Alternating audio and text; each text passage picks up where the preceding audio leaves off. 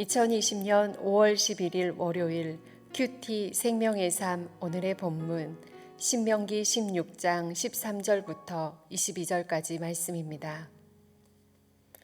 너희 타작마당과 포도주 들의 소출을 거두어 들인 후에 이레 동안 초막절을 지킬 것이요 절기를 지킬 때에는 너와 내 자녀와 노비와 내 성중에 거주하는 레위인과 객과 고아와 과부가 함께 즐거워하되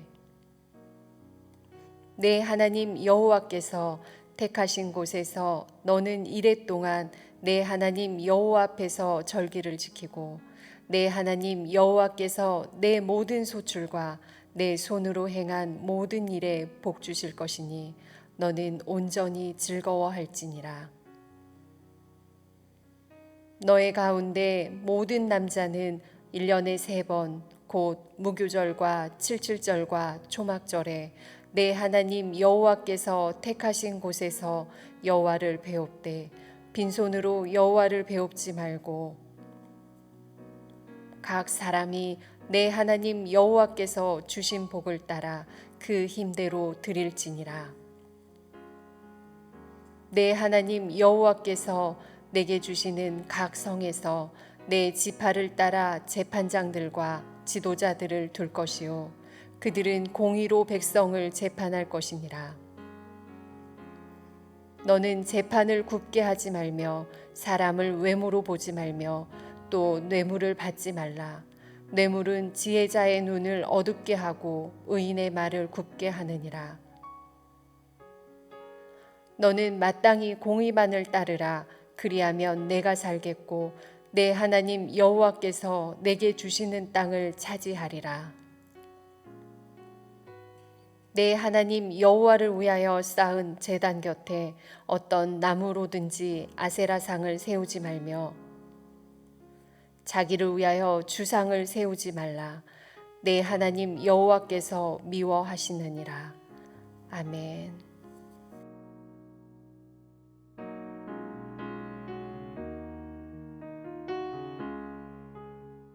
각 나라마다 명절이 있습니다. 그 명절의 의미를 우리가 잘 알고 지키는 것은 사람들에게 유익합니다. 특별히 이스라엘 백성들은 그 명절이 그들의 종교와 연결되어 있기에 단순히 전통의 차원이 아닌 신앙적인 연관성에 있어서 매우 중요합니다. 어제 주일 본문인 신명기 16장의 1절에서 8절까지의 말씀은 출애굽의 구원의 은혜에 감사하는 6월 절기에 대해서 이야기하고 있습니다.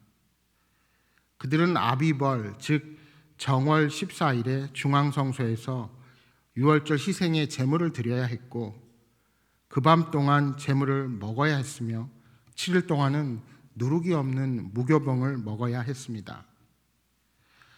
하나님께서는 이러한 과정을 통하여 그들이 애굽의 종살이에서 구원하여서 해방시킨 분이 하나님이심을 평생토록 기억하도록 했습니다. 그런데 우리가 잊지 말아야 할 것은 이러한 이스라엘 백성들의 절기가 훗날 예수님께서 십자가에 달려 돌아가신 날을 예표한다는 사실입니다.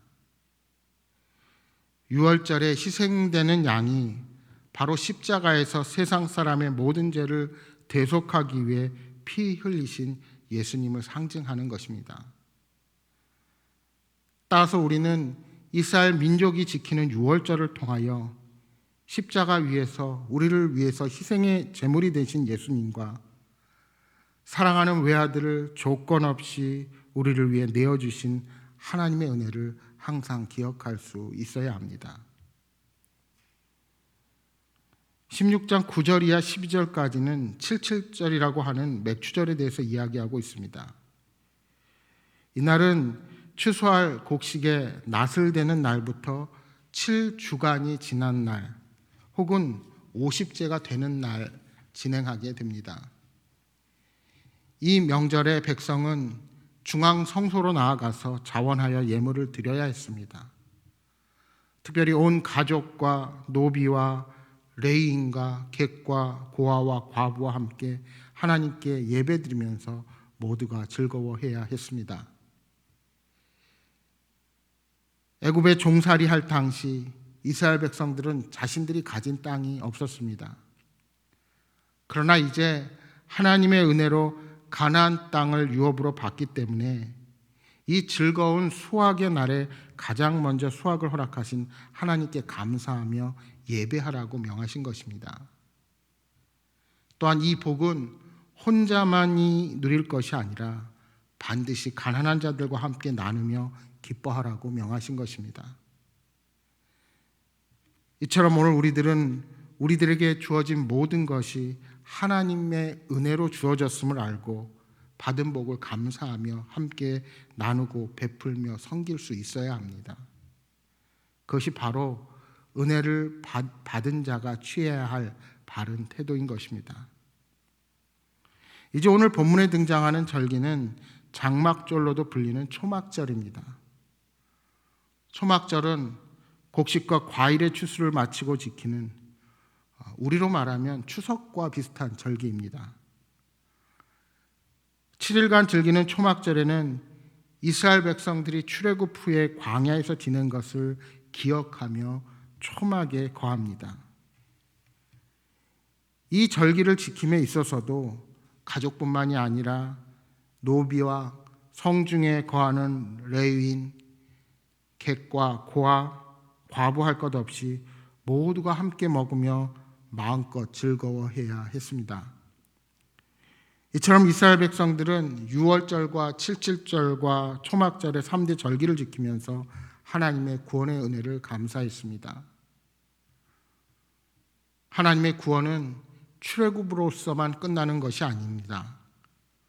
칠칠절과 초막절이 약속의 땅에서 얻을 추수와 안식을 보여주듯이 하나님의 구원은 출애굽에서 시작하여서 가나안 땅에 들어가서 안식하는 것으로 나아가게 됩니다. 여러분, 오늘 우리 신앙인들이 주일을 지키는 것은 바로 이러한 절기의 연장선상에 있다고 해도 과언이 아닙니다. 이스라엘 백성들은 안식일을 지켰습니다.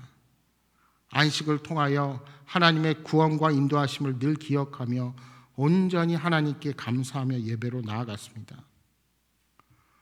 그런데 그러한 하나님의 구원의 완성이 예수 그리스도를 통하여 십자가 위에서 단번에 희생 제사로 그리고 죽음에서 부활로 우리의 구원을 이루신 것입니다. 그래서 우리는 예수님께서 다시 사신 안식 후 첫날 그 부활의 날을 주님의 날로 기억하여 그 구원의 은혜를 감사하며 예배를 드리는 것입니다. 또한 우리는 이스라엘 백성들이 지키는 3대 절기 대신에 부활절과 추수감사절, 성탄절 등의 절기를 지키며 하나님께서 베푸신 복과 은혜에 감사하며 예배합니다. 따라서 이러한 절기를 지킴에 있어서도 우리끼리 기뻐할 것이 아니라 예수님을 모르는 이웃들과 사랑이 필요한 곳에 함께 나누는 지혜 또한 필요하다 할 수 있을 것입니다. 그러할 때 그러한 절기들은 더욱 하나님께서 기뻐 받으시는 예배가 될 것입니다. 계속해서 18절 이하 말씀에는 재판장과 지도자들에 대한 명령을 담고 있습니다. 이스라엘은 하나님이 택하시고 애굽에서 구원해내신 민족입니다. 그러므로 이스라엘의 지도자들은 하나님의 백성을 이끄는 지도자로서 먼저 자신이 하나님의 말씀의 권위 아래 복종해야 하고 그 말씀에 따라 하나님이 주신 권위를 행사할 수 있어야 합니다. 그들이 백성을 이끌 때나 재판할 때 특히 주의할 점이 있었습니다. 그것은 정의를 왜곡해서는 안 되며 사람에 대하여 편파적이어서도 안 되었습니다. 뿐만 아니라 뇌물을 받아서도 안 된다고 말씀합니다.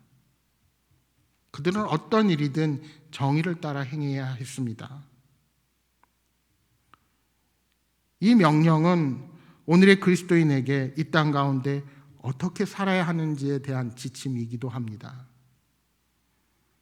우리는 교회에서뿐만 아니라 일터에서 그리고 사람과의 관계에서 정의를 행하기 위해 힘써야 합니다. 내가 친한 관계이거나 사적인 이익을 위해서 바른 결정을 내리지 않고 정에 이끌려서 어떠한 일을 처리해서는 결코 안 됩니다. 어떤 일을 내가 관철하기 위해서 정도가 아닌 뇌물을 주어서 관철시키려 해도 안 됩니다. 19절 말씀에 뇌물은 지혜자의 눈을 어둡게 만들고 의인의 말을 굳게 한다고 말씀합니다. 여러분, 왜 오늘날 세상 사람들의 그리스도인에 대한 평가가 좋지 않을까요? 바로 이렇게 우리가 바른 정도를 걸어가야 하는데 세상과는 전혀 구별됨 없이 세상의 방법과 편법을 동원하여 문제를 일으키는 몇몇 그리스도인들로 인한 결과일 것입니다. 그래서 20절에 이렇게 말씀합니다. 너는 마땅히 공의만 따르라. 그리하면 내가 살겠고 내 하나님 여호와께서 내게 주시는 땅을 차지하리라. 왜 이스라엘의 재판장과 지도자들이 공의만 따라야 합니까? 그것만이 그들이 살 길이고 하나님이 주시는 땅을 차지하는 방법입니다. 하나님께서 주신 땅이기에 하나님이 기뻐하시는 대로 공평하고 바른 길만 걸어가기 원하시는 것입니다. 오늘 우리들도 마찬가지입니다. 그리스도인들은 결과만을 바라보고 일을 하는 사람이 되어서는 안 됩니다. 혹 그 일이 뜻대로 되지 않는다 할지라도 하나님이 기뻐하시는 공의와 정도로만 걸어갈 수 있어야 합니다. 마지막으로 21절, 22절에는 우상 숭배에 대해 경고합니다. 하나님께 쓰임받는 지도자가 되려면 온전한 믿음을 소유해야 합니다. 하나님은 제단 곁에 어떤 나무로든지 아세라상을 세우지 말고 주상도 세우지 말라고 경고하십니다. 훗날 이스라엘 백성의 우상 숭배는 하나님을 버리고 우상만을 섬기는 모습으로 나타나지 않았습니다. 그들은 제단에서 하나님께 제사도 드리면서 동시에 그 옆에 있는 아세라상도 의지하는 영적인 혼합주의를 선택하기도 했습니다. 이러한 혼합주의적인 신앙으로 말미암아 그들은 끊임없이 하나님의 진노를 사게 됩니다. 결국 이러한 그들의 우상 숭배가 다윗 왕조의 멸망을 가져오게 된 것입니다. 따라서 지도자들은 자신의 내면과 공동체 안에 이러한 은밀한 죄가 들어오지 못하도록 늘 민감하게 자신을 살펴야 합니다. 우리는 무엇보다도 하나님만을 예비하며 하나님만을 의지하는 순전하고 온전한 믿음으로 무장할 수 있도록 끊임없이 영적으로 깨어서 하나님께 기도해야 합니다. 무엇보다 지도자가 하나님과 깊은 교제를 통해 영적으로 깨어 있을 때 그 영성은 공동체 안에서 긍정적인 영향력으로 나타나게 될 것입니다. 우리가 지도자들을 위해 기도해야 할 이유가 바로 여기에 있는 것입니다. 우리가 살아가는 이 사회는 물질주의에 매몰되어 있습니다. 우리가 이러한 세상의 가치에 물들고 흔들리지 않도록 늘 하나님 앞에 순결하게 서도록 기도하시기 바랍니다. 사랑하는 여러분, 이 한 주도 온전히 주님과 동행하며 하나님이 기뻐하시는 길로만 나아가시기를 주님의 이름으로 축복합니다. 오늘 주신 말씀 기억하며 기도하겠습니다. 주님, 이 한 주도 온전히 하나님 앞에 순결한 모습으로 살아가게 하여 주옵소서.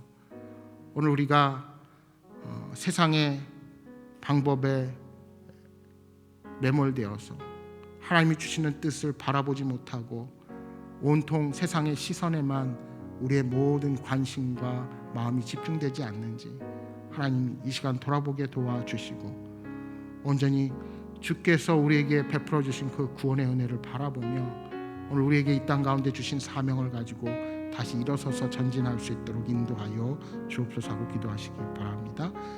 그리고 여러분 가져오신 간절한 기도의 제목 놓고 기도하시다가 돌아가시기 바랍니다. 함께 기도하겠습니다.